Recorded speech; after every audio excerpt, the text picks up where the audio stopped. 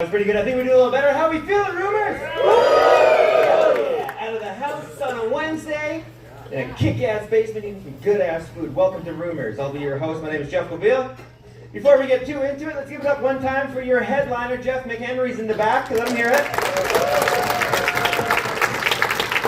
And also keep that applause going for your wait staff. They'll be serving you all night. Yeah, we got a special guest dropping in.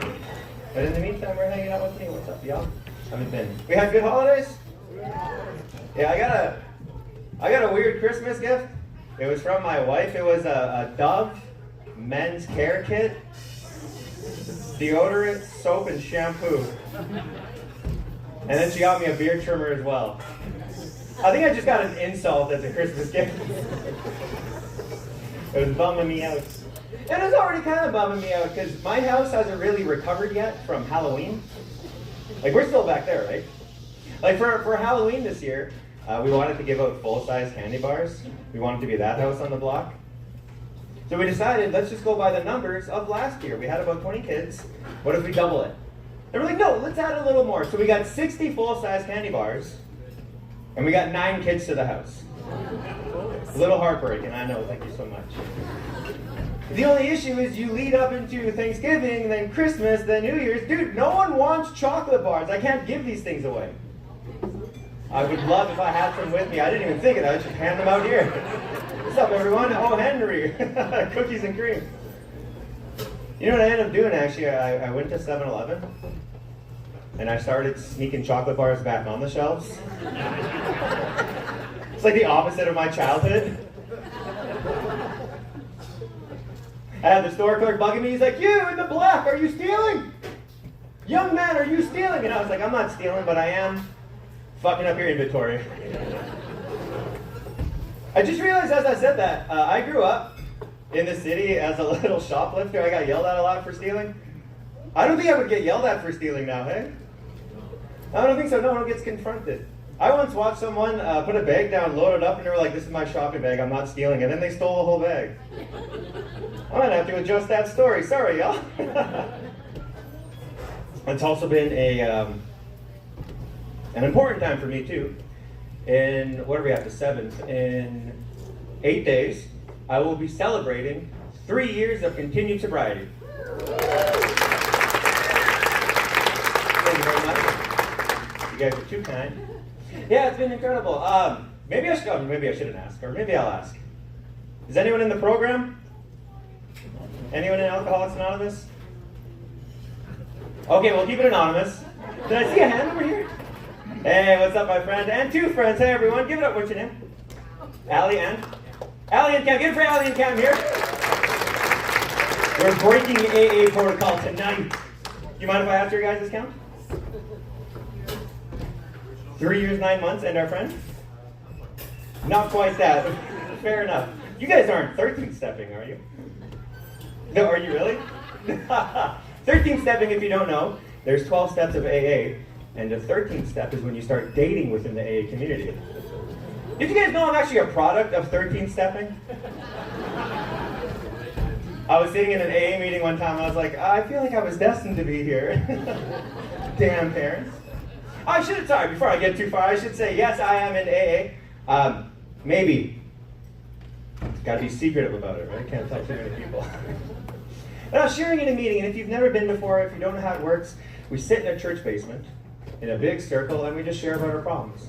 The only issue for me is I'm a self-sabotager. Anytime I'm happy, I'll ruin it for myself. So when I share, it's always happy things. And it bugs people. They get annoyed with me. Like just recently, I'm sitting there in a meeting, and I'm like, I'm having a really good day today. Rumors contacted me and said that I could host on their stage. When the lady next to me goes, excuse me, Rumors? I'm sorry, don't they serve alcohol there? And I was like, yeah. You can go places and not drink. It's kind of this whole program. I don't know if you're picking up on that. That's why we're here. But the lady was like, yeah, but does everyone know what you do at Rumors? And I was like, I don't even think you know what I do at Rumors. So finally, she just got annoyed. She had enough. She was all indignant. She stood up. She's like, I am so sorry, everyone. This gentleman Gentleman, to my left, his name is Jeff. He's a stripper. Of course, the ladies are cheering. No! I have to tell her I'm not a stripper. Sorry, I'll say the full name. Rumors Comedy Club. I do stand-up. God. So I surrendered my time, and the meeting continued and continued. And then I had a thought. I turned to the lady and was like, hey, doesn't that mean that you think that I could be a stripper? How much experience do you have with strippers? She was like, I am so embarrassed. I am so sorry. I was like, don't be sorry. I am a stripper. Maybe. It all depends if rent's due. Then I'm like, what's up, landlord? My landlord loves me. Loves all that I do, man. That's been cool. You guys look so sweet. What's the relationship at this table here? May I ask? Sister, mother, and brother, a whole family affair here? Out for another rumor? Are you guys like the season ticket holders? Oh, you should. You guys seem like a really good time. I like having you guys here. Well, welcome to it. With your sodas. Are you guys in the program? I'll be asking the whole room. Program it. What's adjacent? Narcotics Anonymous, Cocaine Anonymous. You know there's a Racist Anonymous? I just found that out. Yeah, it's for the opposite of what I thought. It's not like a gathering place for racists. It's like if you want help if you're a racist. Because I wanted to hear like a good one for Native people. Oh my God, before I get too far. I'm Native. Just the most racist host. You guys got any good slurs for Native people? Yes, I'm an Indigenous guy. My only issue with being Indigenous lately, there's something going on in the scene. It's called pretendians. Have you heard of pretendians? Yeah, a lot of people, right on. For those who haven't, a pretendian is a non-Indigenous person pretending to be Indigenous, pretending to be an Indian, a pretendian. And we have the OG, Buffy St. Marie. OG got outed. Not Native at all. Who said what? Did someone just found out that Buffy St. Marie is not Indigenous? I am so happy to be the one to tell you. Her spirit name was Mamma Mia. She was Italian the whole time. And she knew. There's like evidence that she knew as early as 1979. It was just like, hey, shut up. I'm too deep. Like. But I just found out recently, there is a white lady, a very, very famous white lady who holds a status card legally, doesn't have a drop of Native blood in her, and she doesn't use it whatsoever. Shania Twain holds a status card. I think that is so cool, to have the power and not use it. It's like the Philosopher's Stone, you know? I was watching Harry Potter over the break. But the reason I say I have an issue with it and that it fucks me up is because I look the way I look. I'll have people look at me and be like, Jeff, Gobeil? Hold on, Gobeil's not a Native last name. That's French as hell. Gabe, yeah, there's nothing Native about that. People will be like, this light-skinned pretty boy, he's not Native. I can prove Jeff Gobeil's not Native, he can grow a beard.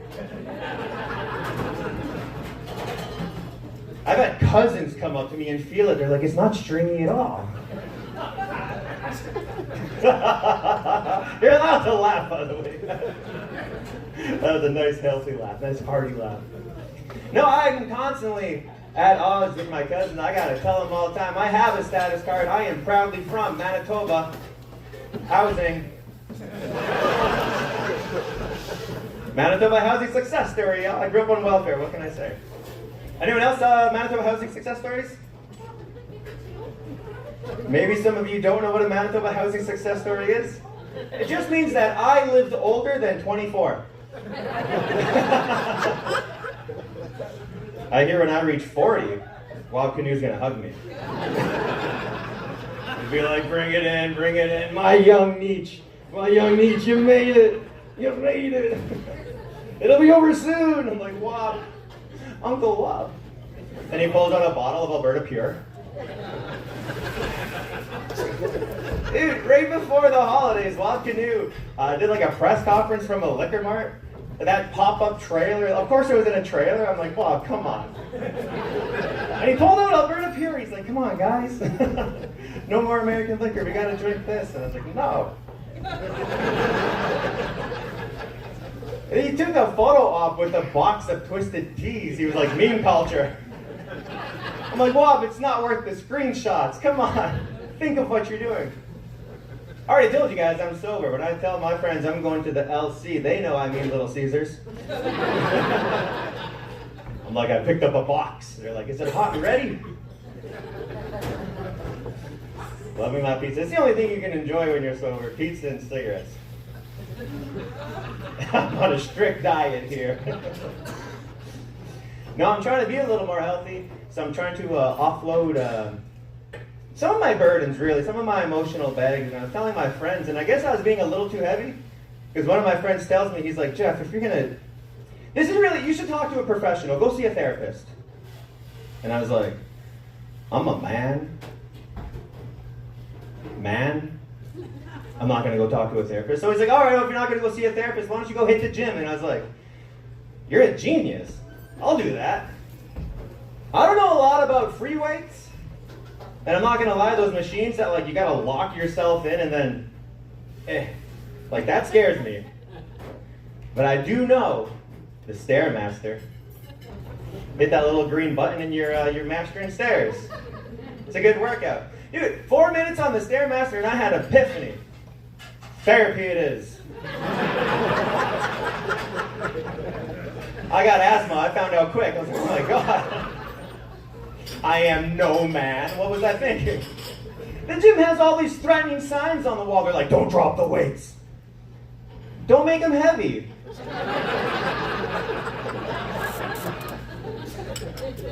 It's not my fault. I was doing a set and I dropped the weight. This guy came over and he was so excited to share. I think he was really happy I dropped him. He was like, look, Jeff, let me put you on game. You're going to lift the weight and curl it. That's a rep. You want to do 10 reps and then do 3 sets of that. Your final rep, that's your fatigue set. That's when you're building muscle.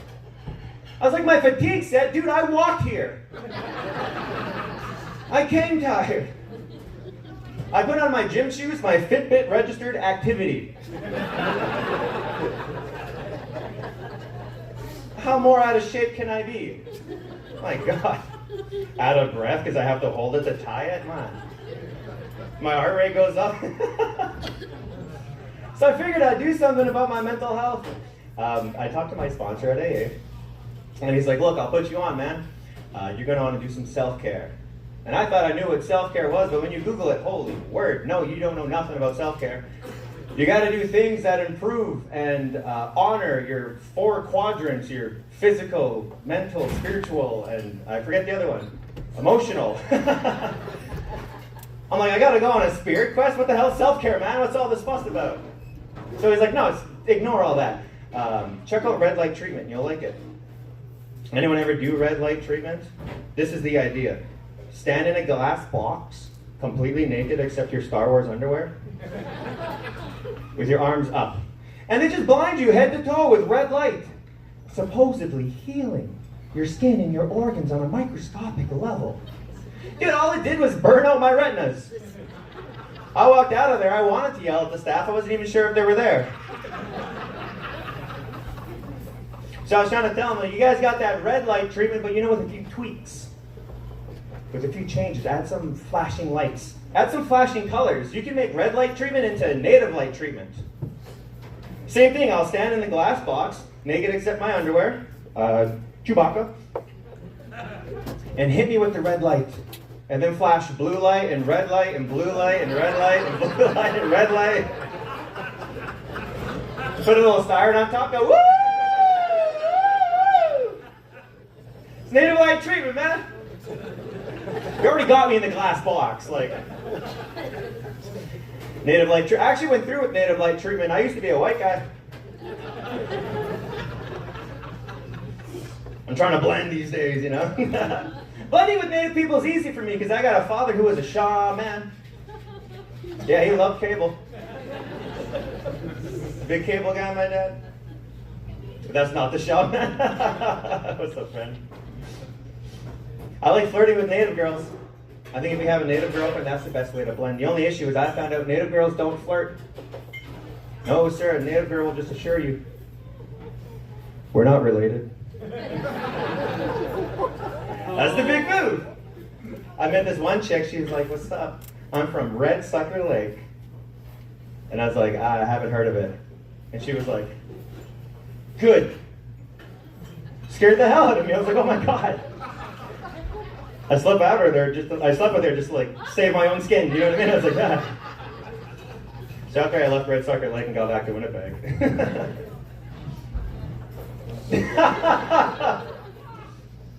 Is that you right here? She's covering her face. She doesn't want to talk. Okay, we're fine. No, I like making fun of culture. Well, okay, when I grew up Native, I had a blast. I highly recommend it. Because growing up Native, I found Native girls so incredibly sexy when they're in that traditional garb they all wear. Like, you know the garb, right, sir? The basketball shorts.